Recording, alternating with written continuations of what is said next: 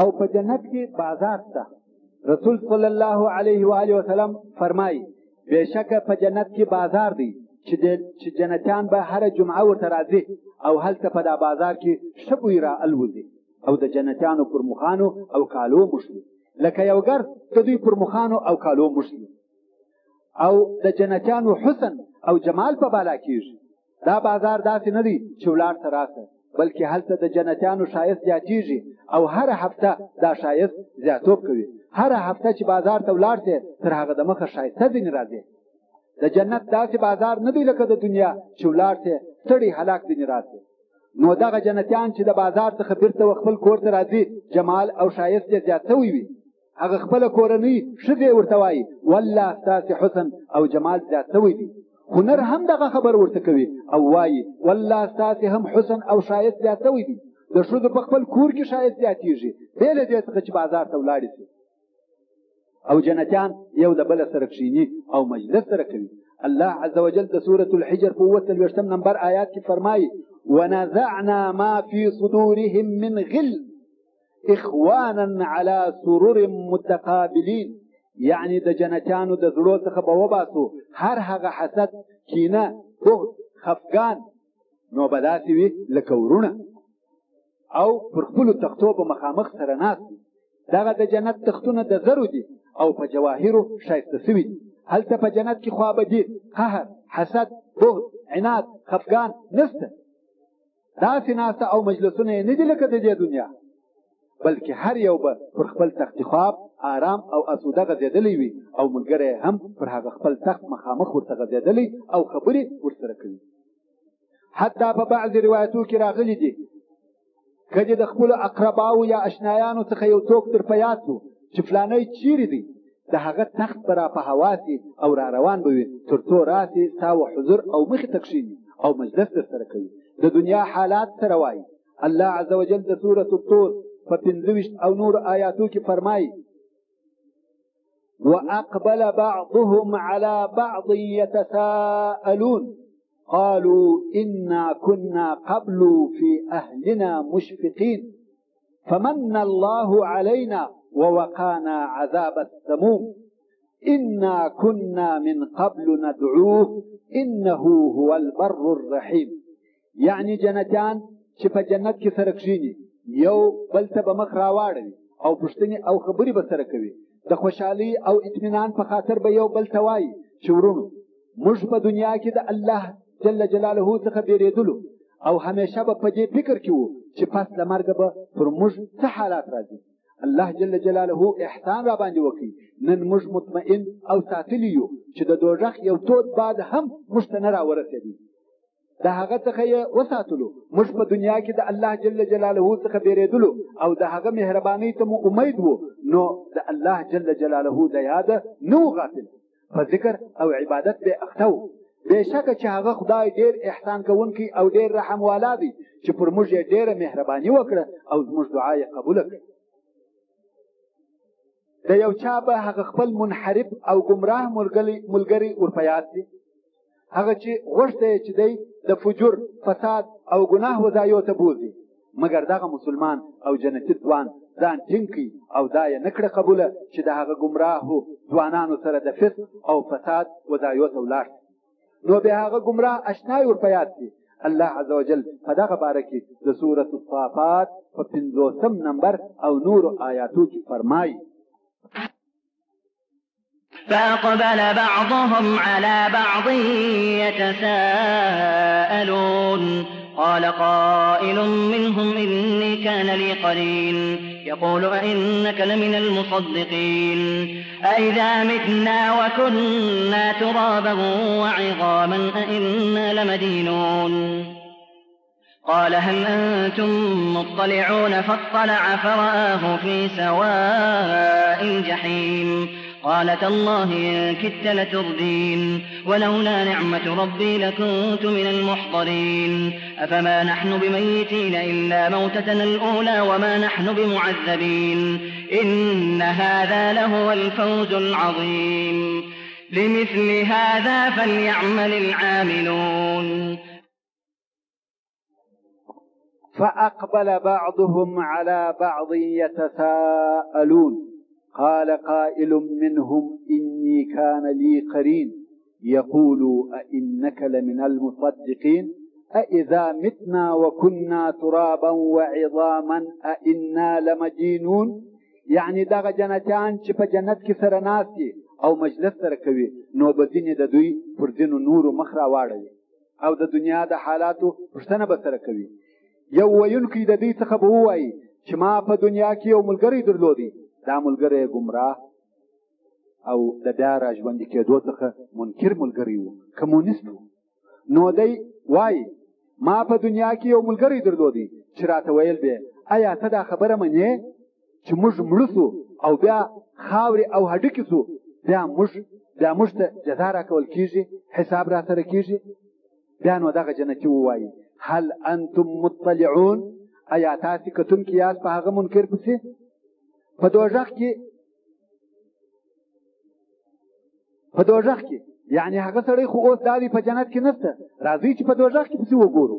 ورونو هلته په آخرت کې جنتیان دوزخیان ویني او دوزخیان بیا جنتیان ویني چې دغه یو د بل لیدل د جنتیانو نعمت ورزیاتوي، خوشحاله یي چې موږ په هغه اور او عذابو کې نه یو، او د دوزخیانو عذاب ورزیاتوي ولې دوی د جنت حال هم ویني او خپل عذابونه سوځل هم وړي. نو دغه جنتیان په هغه ملګري پسې وګوري. الله جل جلاله فرمایي فاطلع فرآه في سواء الجحيم قال تالله إن كدت لتردين ولولا نعمة ربي لكنت من المحضرين. نو دغه جنتي ملګری به پسې وګوري او هغه منکر ملګری به د دوزخ په مابین کې وویني، نو به هغه منکر او کافر ملګری ته د ملامتیا په ډول ووایي قسم په الله جل جلاله نږدې و چې ته مې د دوزخ په کنده کې وغورځوې، او که احسان او فضل زما د رب نه وای خامخا به زه هم د هغو کسانو څخه وای چې ستا سره دوزخ ته راغلي دي. او بیا نو دغه جنتیان سره وایي افما نحن بمیتین الا موتتنا الاولى وما نحن بمعذبين ان هذا لهو الفوز العظيم لمثل هذا فليعمل العاملون. په دغه وخت کې به نو جنتیان د ډېرې خوشحالۍ څخه ووایي آیا دغه حقیقت او واقعي خبره نه ده، بلکې ده چې بې له هغه پخواني مرګه چې په دنیا کې موږ مړه سوو تر دې وروسته موږ هېڅکله نه مرو او همیشه به په دغه عیش او عشرت او راحت کې یو. دغه چې موږ ومراد او مقصد ته ورسېدو دغه نو لو کامیابي او بری دی. نو د دغسې نعمتو او درجو دپاره باید عمل کوونکي عمل وکړي چې همیشه او ابدي دي، نه د دنیا جاه و جلال چې نن شته سبا بیا نشته. د جنتیانو خبرې دغسې وي او د دنیا حالات به بیانوي. او که د یو چا زړه وغوښته چې د دنیا په بعضې کارو خبر سي، مثلا یو سړی غواړي چې د اصحاب کهف قصه ووینم، ویني او پوره یې ویني ټول حالات حوادث چې په دنیا کې وه که ته وغواړې چې ویې په قیامت کې د هغه پوره معلومات درکول کېږي او ته کولی شې چې په تفصیل سره یې وویني. او رسول صلی الله علیه و آله وسلم د دغه خواهشاتو په باره کې تفصیل راکوي. په صحیح البخاري کې راغلي دي چې رسول الله صلی الله علیه و آله وسلم خبرې کولې او په دغه مجلس کې یو د صحرا سړی هم ناست و. رسول علیه الصلاة والسلام وفرمایل چې د جنتیانو څخه یو سړی د الله جل جلاله څخه د کښت کولو اجازه وغوښته، یعنی ویل یا رب زه غواړم چې کښت وکړم. که څه هم دا سړي باغچې او باغونه درلوده، خدای یو شوق وکړي غواړي چې یو شی وکړي، د الله عز وجل د طرف ورته وویل شي ایا ته په هغه نعمتو کې نه یې چې ستا خوښ دي؟ ټول هغه درختې در سره شته چې ته غواړې؟ سړی وایي هو، مګر دا زما شوق او خواهش دی چې کښت وکړم.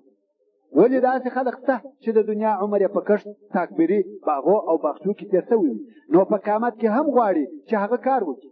دا هم د شوق او ساتیري په خاطر، نه د کار او ضرورت په خاطر. نو الله عز وجل اجازه ورکړه او ده هم کښت وکړي. دستي یې هغه واښه راپورته سو او فورا یې محصول پوخ سو او دستي ورېبل سو. دا ټوله کارونه په څو لحظو او د ده په حضور کې وسوه. میوه یې پخه سوه، میاشتې او کلونه یې انتظار نه غوښتی. رسول علیه الصلاة والسلام فرمایي کم وخت چې اصول راټول سو په مثل د غرو، نو د جنت نعمتونه په فکر نه کښې وځي. دا څنګه او څونه نعمت دی. نو دغه سړي ته د الله عز وجل د طرف وویل سي واخله یا ابن آدم، واخله دغه حصول دغه میوې، تا هیڅ شی نه مړوي، ولې ټول د جنت نعمتونه د ده سره موجود دي او دی بیا هم کښت او میوې غواړي. دغه صحرایي عرب چې د رسول علیه الصلاة والسلام په مجلس کې ناست وو، هغه ویل یا رسول الله دغه سړی به بل څوک نه وي، یا به قریش وي یا به انصاري وي، ځکه دوی د کښت خلق دي، مګر موږ د کښت سره علاقه نه لرو، د کښت خلق نه یو. رسول علیه الصلاة والسلام وخندل. او بل د خواهشاتو څخه د جنتیانو هغه دا چې یو د دوی څخه ګای یو زوی غواړي، اولاد غواړي. الله عز وجل فرمایي وفيها ما تشتهيه الانفس، یعنی په دا جنت کې هغه شیان شته چې زړونه یې خواهش کوي. په جنت کې هر شی شته چې ستا زړه غواړي هغه شته. نو یو نفر غواړي چې زوی یې پیدا شي. رسول علیه الصلاة والسلام فرمایي مؤمن که په جنت کې د اولاد خواهش وکړي، حمل، تیرودل او د غاښو راوتل به په یوه ساعت کې. لا اله الا الله سبحان الله. مگر د جنتیانو ښځې الله عز وجل د سورة الرعد په 23 نمبر آیات کې فرمایي جنات عدن يدخلونها ومن صلح من آبائهم وأزواجهم وذرياتهم والملائكة يدخلون عليهم من كل باب. اول خدا باید ووایم چې هره مسلمانه ښځه د خپل میړه سره وي، او که یوې ښځې څو مړونه کړي وي د هغه خپل آخرني میړه سره وي. او بل الله جل جلاله په دغه آیات کې فرمایي چې د هغه نیکو او ښو خلقو سره د هغو پلرونه او منجې، زوجې، ښځې او اولادونه هم ورسره وي، په دې شرط چې مسلمانان او د ښه عمل خاوندان وي. د هغه لوړو درجو د خلقو سره یو ځای کېږي، یعنی دغه دوست قریب میړه په لوړه درجه کې دی. لیکن د دغه اقرباو که څه هم د دوی عمل د هغه لوړ مقام لایق نه وي، خو د هغو په خاطر دوی ته هم دا لوړ مقام ورکول کېږي. دغه رنګه د سوره یاسین په 50 نمبر آیات کې الله عز وجل فرمایي هم وازواجهم فی ظلال علی الارائک متکئون لهم فیها فاکهة ولهم ما یدعون.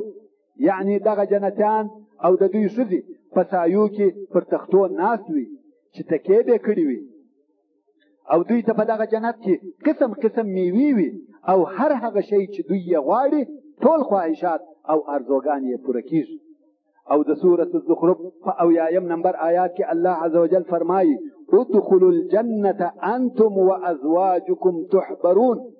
یعنی ای زما مؤمنانو بندگانو جنت ته ننوځئ تاسې او ستاسې ښځې چې خوشحاله به کړئ. نو د مسلمانانو مسلمانې ښځې به په جنت کې ورسره وي، او سربیره پر دغه خپلو ښځو به حور العین هم وي. الله عز وجل د سورة الدخان په 54 نمبر آیات کې فرمایي کذالک وزوجناهم بحور عین. څرنګه چې تر دغه آیات د مخه هم په دغه صورت کې الله عز وجل د جنتیانو حال او د هغو مستریح او د نعمتو څخه ډک ژوند بیان کړی دی، نو په دې آیات شریف کې وفرمایل کذالک، یعنی دغه ژوند خو به وي چې وي، پر هغه سربیره به حور العین هم ورسره ملګري کړو. په تفاسیرو کې د حور العین ترجمه په سپین پوستو او ښایسته غټو سترګو لرونکو پیغلانو سره کوي. حور العین یعنی داسې پیغلې انجونې چې هم سپین پوستې وي او هم ښایسته غټې سترګې لري.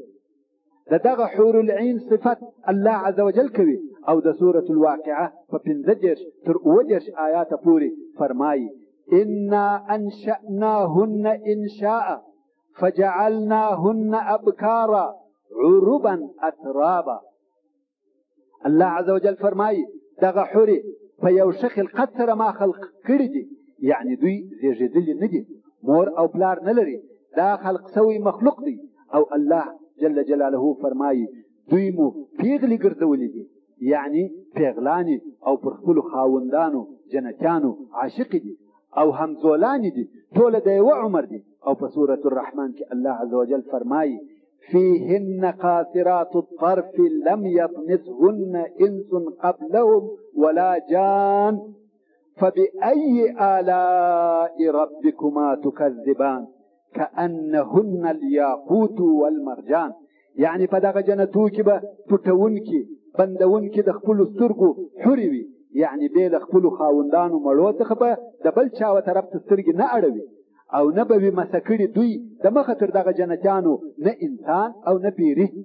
او ګواکې دغه حورې یاقوت او مرجان دي، په صفایي لکه یاقوت، په سپینوالي لکه مرجان، مګر په خپله جنتیانې ښځې په ښایست کې تر حور العین ډېرې زیاتې دي. دغه د مسلمان سړي مسلمانه ښځه په جنت کې د حور العین بیبي ده.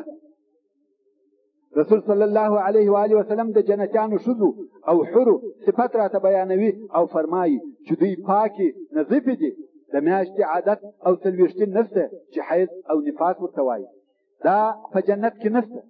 الله عز وجل فرمایي ولهم فیها ازواج مطهره وهم فیها خالدون. یعنی دا جنتیانو لره په دا جنت کې پاکې طاهرې زوجې دي، دا د دنیا مرضی هلته نشته، او دوی په دا جنت کې همیشه او تر ابده پورې دي.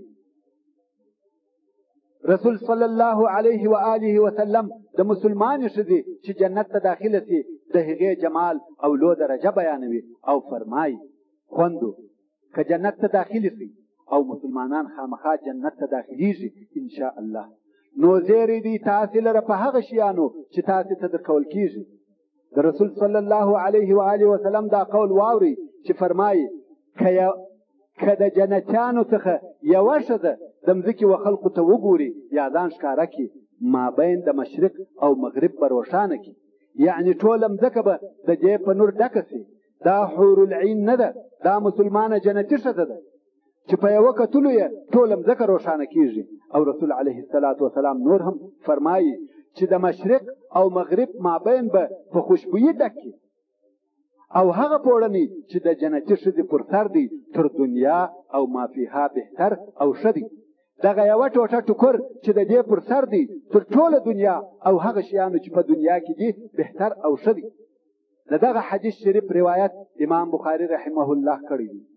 نو خوندو تاسې لره دې په دغه لوی نعمتو او لوړو درجو زیری وي، او په جنت کې ساز او غزل شته. حور العین او مسلمانې ښځې په جنت کې غزلې وایي.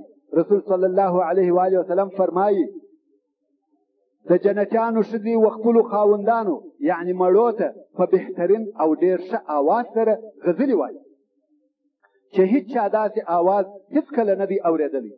د جنتیانو ښځو آوازونه په جنت کې ډېر ښایسته او خوندور آواز وي.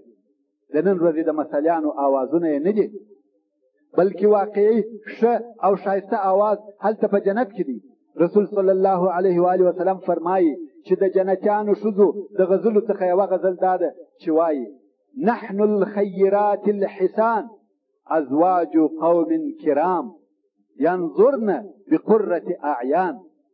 او یو بله غزله یې داسې ده نحن الخالدات فلا يمتن نحن الآمنات فلا يخفن نحن المقيمات فلا يضعن. او یو بل نعمت چې به جنتیانو ته ورکول کیږي او ډېر دوی نعمت دی، هغه دا دی چې رضوان الله عز وجل پر نازلیږي، ابدي رضا د الله جل جلاله یې په برخه کیږي. د ابي سعید رضی الله تعالی عنه څخه روایت دی چې ویل رسول صلی الله علیه و آله وسلم وفرمایل چې الله عز وجل و اهل جنت ته وفرمایي ای جنتیانو، دوی وایي لبیک ربنا وسعدیک والخیر كله فی یدیک. الله جل وعلا وفرمایي ایا راضي سوه؟ جنتیان وایي ولې به نه یو راضي یا رب، تا موږ ته هغه نعمتونه راکړي دي چې په خپلو مخلوقاتو کې دي هیڅ چاته نه دي ورکړي. الله عز وجل وفرمایي ایا تر دغه نعمتو بل ښه بهتر نعمت درکم؟ جنتیان وایي یا رب تر دغو نعمتو به بل څه شي اضافه او شوي؟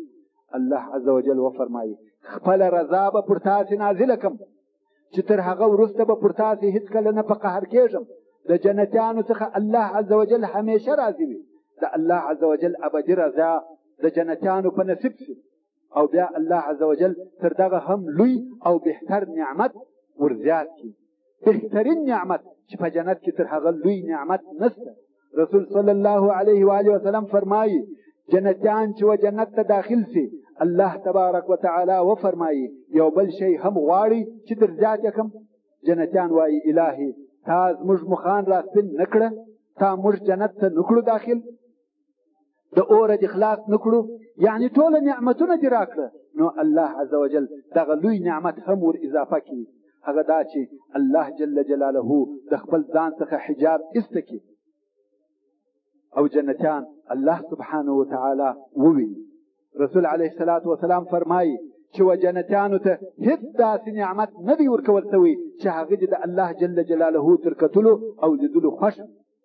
بیا نو رسول صلی الله علیه و آله وسلم د الله عز وجل دا قول ووایه: للذین احسنوا الحسنى وزیاده، یعنی هغه کسانو لره چې نیکي یې کړې دي، ایمان یې راوړی دی، نیکه جزا او بدله شته او تر هغه زیات هم شته.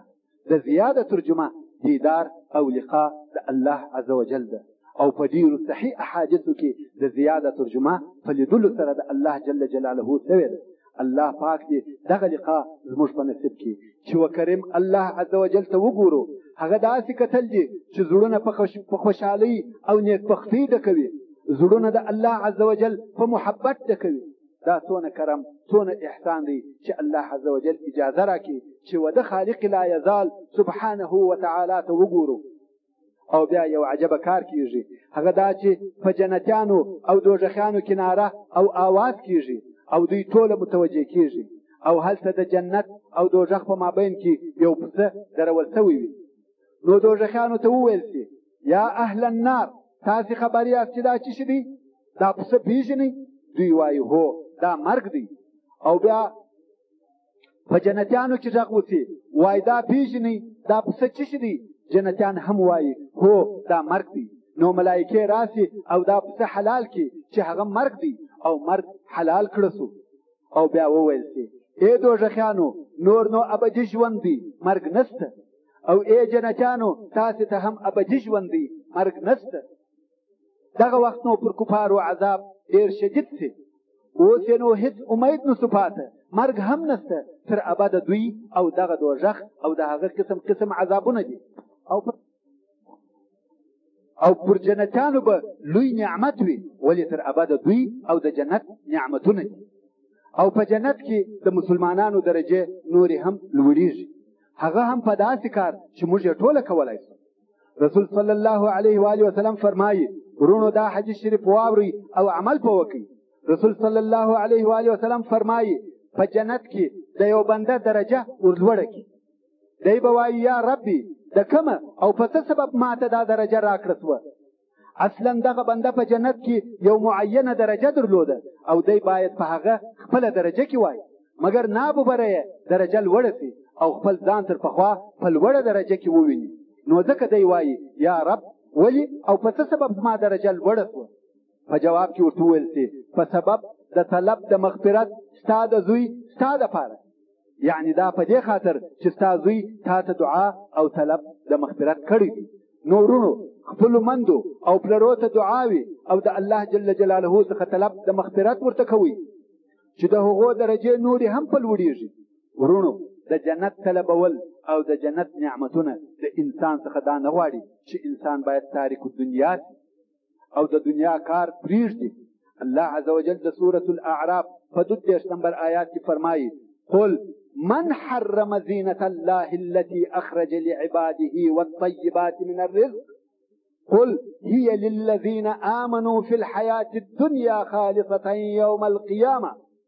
ورونو، دا آیات خطاب رسول صلی الله علیه و آله وسلم ته دی چې اے محمد رسول الله صلی الله علیه و آله وسلم، و دوی ته ووایه چې چا حرام کړی دی هغه زینت چې الله جل جلاله د خپلو بندګانو دپاره را ایستلی او پیدا کړی دی، چې هغه لباس دی.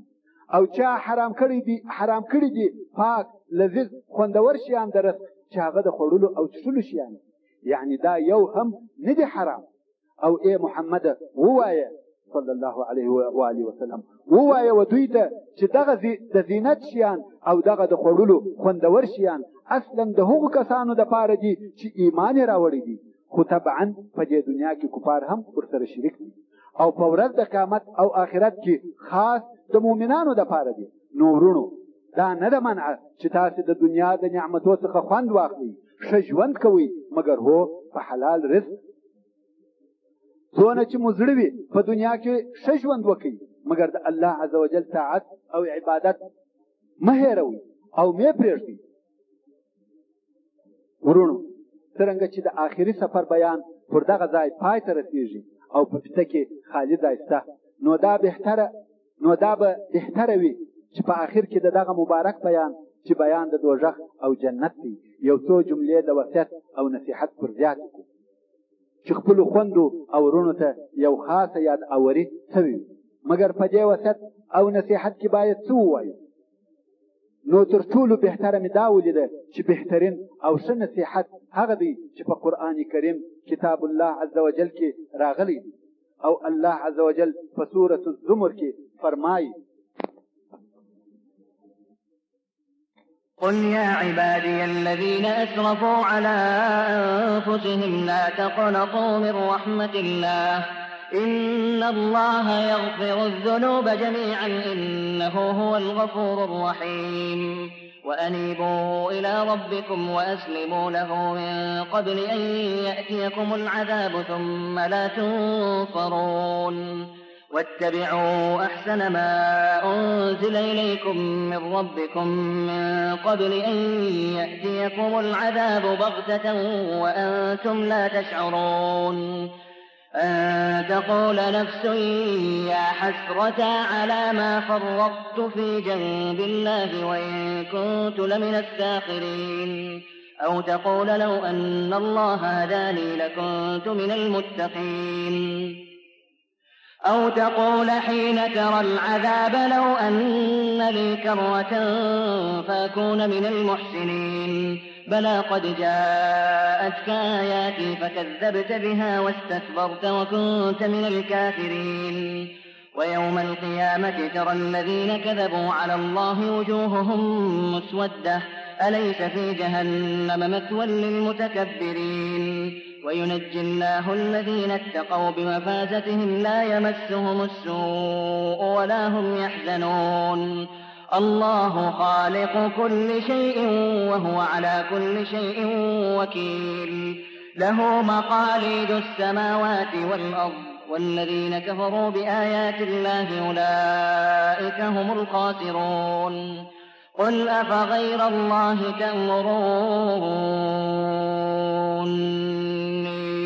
أعبد أيها الجاهلون ولقد أوحي إليك وإلى الذين من قبلك لئن أشركت ليحبطن عملك ولتكونن من الخاسرين بل الله فاعبد وكن من الشاكرين وما قدر الله حق قدره والأرض جميعا قبضته يوم القيامة والسماوات مطويات بيمينه سبحانه وتعالى عما يشركون ونفخ في الصور فصعق من في السماوات ومن في الأرض إلا من شاء الله ثم نفخ فيه أخرى فإذا هم قيام ينظرون وأشرقت الأرض بنور ربها ووضع الكتاب وجيء بالنبيين والشهداء وقضي بينهم بالحق وهم لا يظلمون ووفيت كل نفس ما عملت وهو أعلم بما يفعلون وسيق الذين كفروا إلى جهنم زمرا حتى إذا جاءوها فتحت أبوابها وقال لهم خزنتها ألم يأتكم رسل منكم يتلون عليكم آيات ربكم وينذرونكم لقاء يومكم هذا قالوا بلى ولكن حقت كلمة العذاب على الكافرين قيل ادخلوا أبواب جهنم خالدين فيها فبئس مثوى المتكبرين وسيق الذين اتقوا ربهم إلى الجنة زمرا حتى إذا جاءوها وفتحت أبوابها وقال لهم خزنتها سلام عليكم طبتم فادخلوها خالدين وقالوا الحمد لله الذي صدقنا وعده وأورثنا الأرض نتبوأ من الجنة حيث نشاء فنعم أجر العاملين وترى الملائكة حافين من حول العرش يسبحون بحمد ربهم وقضي بينهم بالحق وقيل الحمد لله رب العالمين.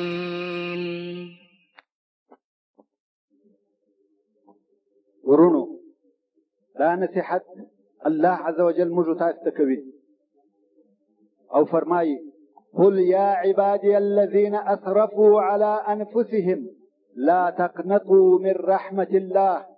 يعني اے محمد صلی الله علیه و آله وسلم ووایه اے زما بندگانو، اے هغه کسانو چې په ګناهو کې اسراف درڅخه شوی دي، اے د الله بنده، اے د الله منځي، اے هغه څوک چې ډېر ګناهونه دي کړي دي تر څو په دا ګناهو کې د اسراف و اندازې ته ورسېدې. ګناهونه دي دونه ډېر شوه چې بالکل حد او اندازه نه لري. دا هم د الله عز وجل د رحمت څخه مه امیده کېږي. وروره که دغه فتې اورې او وادي اورېدې او ته ګناهکار یې، ډېر ګناهونه دې کړي دي، مه امیده کېږي. الله عز وجل په خپل کرم او احسان سره فرمایي لا تقنطوا من رحمة الله. هر څونه چې د ګناهونه ډېر وي نا امیده کېږه مه. شاعر وایي بحر الطافي تو بې پایان بود، نا امید از رحمتت شیطان بود. شیطان ابلیس علیه اللعنه د الله عز وجل د رحمت څخه نا امیده دی.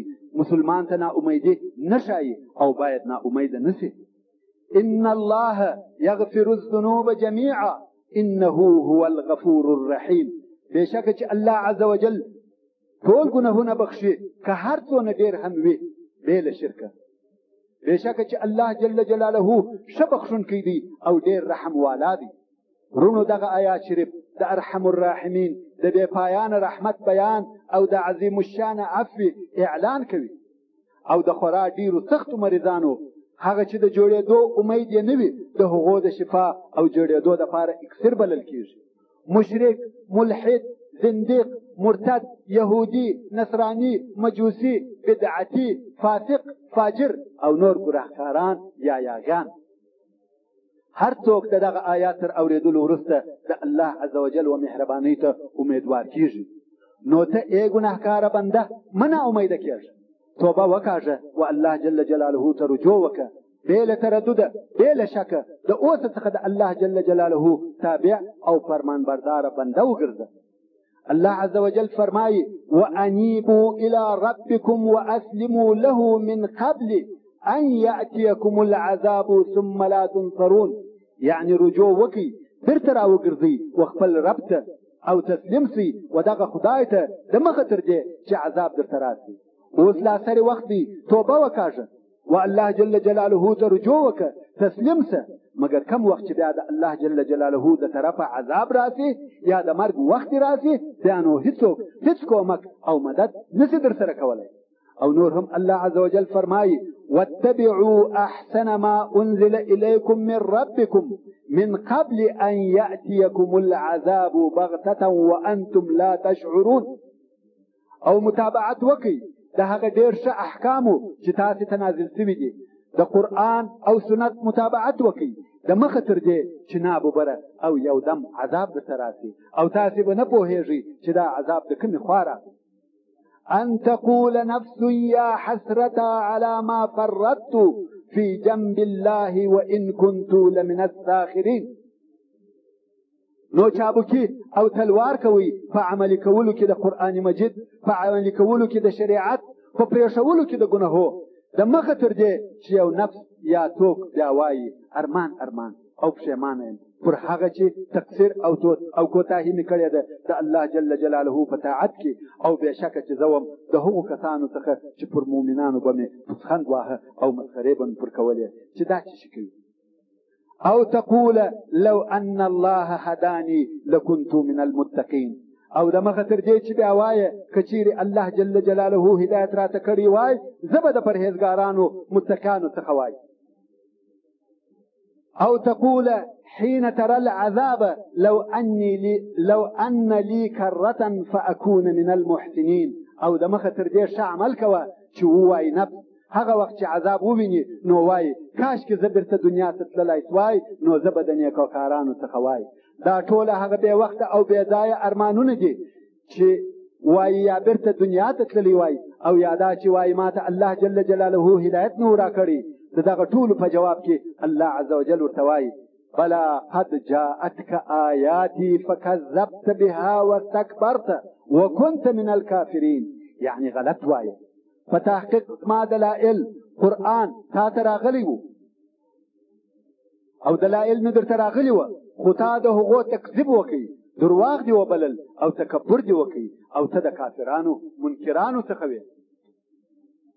ويوم القيامة ترى الذين كذبوا على الله وجوههم مسودة. او په ورځ د قیامت به وویني هغه کسان چې پر الله جل جلاله به درواغ ویل او تړل چې مخان به تور کړه سوي وي. ورونو پر الله جل جلاله درواغ ویل دا دي چې کومه خبره د هغه جل جلاله د طرفه راغلي وي او دوی هغه نه مني او درواغ یې بولي. أليس في جهنم مثوى للمتكبرين؟ ایا په جهنم دوزخ کې ځای د کافرانو منکرانو د پاره نسته بلکې سته. وينجي الله الذين اتقوا بمفازتهم لا يمسهم السوء ولا هم يحزنون. او الله جل جلاله به د دوزخ څخه هغه کسان وساتي چې دوی ځان د شرک ساتلی وي نو نه به دوی ته کومه سختي او تکلیف ورسیږي او نه به دوی غمجن کیږي. الله خالق كل شيء وهو على كل شيء وكيل. الله جل جلاله پیدا کوونکی د هر شي دی چې په دنیا کې موجود دی او دغه الله پر هر شي وکیل ساتونکی متصرف دی. یعنی الله جل جلاله هر شي پیدا کړی دی او تر پیدایشت وروسته د هغه شیانو د بقا او تحفظ ذمہ داری هم پر خپل قدرت اخیستې ده. له مقاليد السماوات والأرض والذين كفروا بآيات الله أولئك هم الخاسرون. خاص هم دغه الله جل جلاله لرجي کلیانی د خزانو د آسمانو او د مځکې او هغه کسان چې د الله جل جلاله د قدرت پر دلایلو کافران سوي دي منکران دي دغه کسان تاوانیان دي چې ځان یې ابدي دوزخ چې ځای یې ابدي دوزخ دی. قل افغير الله تأمروني اعبد ايها الجاهلون. ورته ووایه ای محمد صلی الله علیه و آله وسلم چې ای جاهلانو ای ناپوهانو ایا تاسې ما امر کوي چې بېله الله جل جلاله څخه د بل شي عبادت وکم؟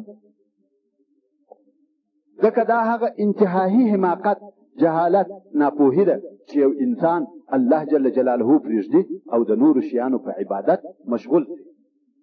ولقد اوحي اليك والى الذين من قبلك لئن اشركت ليحبطن عملك ولتكونن من الخاسرين. او خامخا تا ته او هغه کسانو ته چې تر تا د مخه وه وحی کړه سوي دي داسې وحی سوي دي که تا شرک وکړي نو خامخا به ستا عمل خراب عبث بېهوده سي او خامخا به ته د تاوانیانو څخه سي.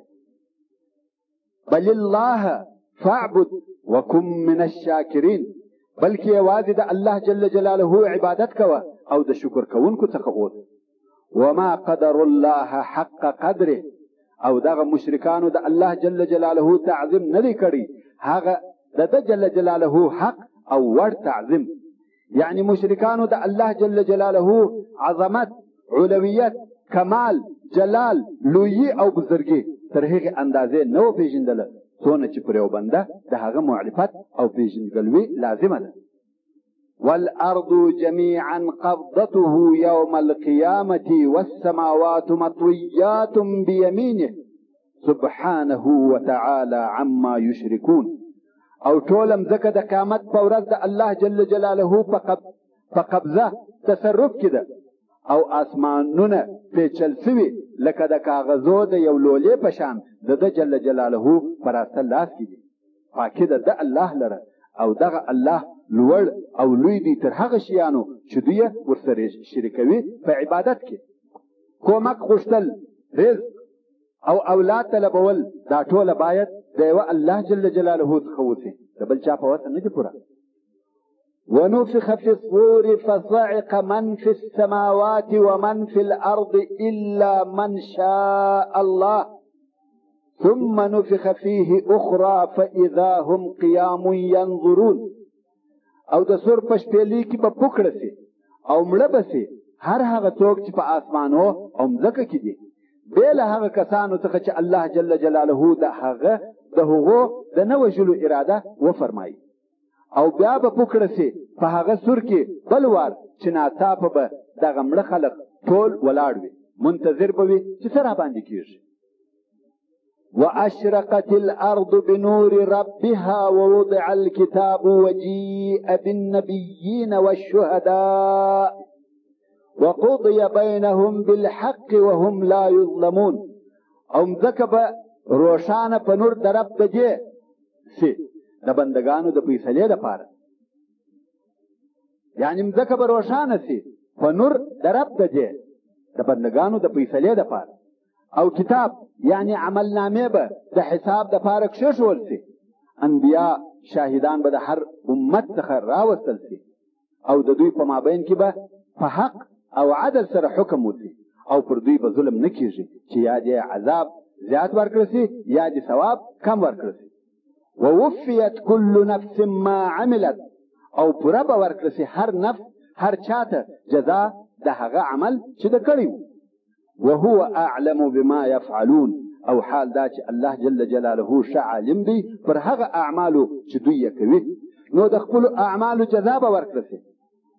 وسيق الذين كفروا الى جهنم زمرا، او وبشړل سي کش بکړه سي هغه کسان چې کافران سوي دي د دوزخ و طرف ته ډلې ډلې. کافران په پورې وهلو، په ذلت، په خواري د دوزخ و طرف ته شړل کېږي. څرنګه چې د کفر اقسام ډیر دي او درجې فرق لري، نو کفار سره ویشل کېږي او هر ډله هغه خپل عذاب ته بیول کېږي. حتی اذا جاءوها فتحت ابوابها، تر څو چې دوی دا دوزخ ته راسي او دروازې د دا دوزخ به ورته خلاصې سي. لکه څرنګه چې د دنیا د بندیخانو دروازې تړلې وي، کوم وخت چې بندي ورته راوستل سي نو دروازه ورخلاصه کړي، چې بندي ننوتي بیرته سي وتړي.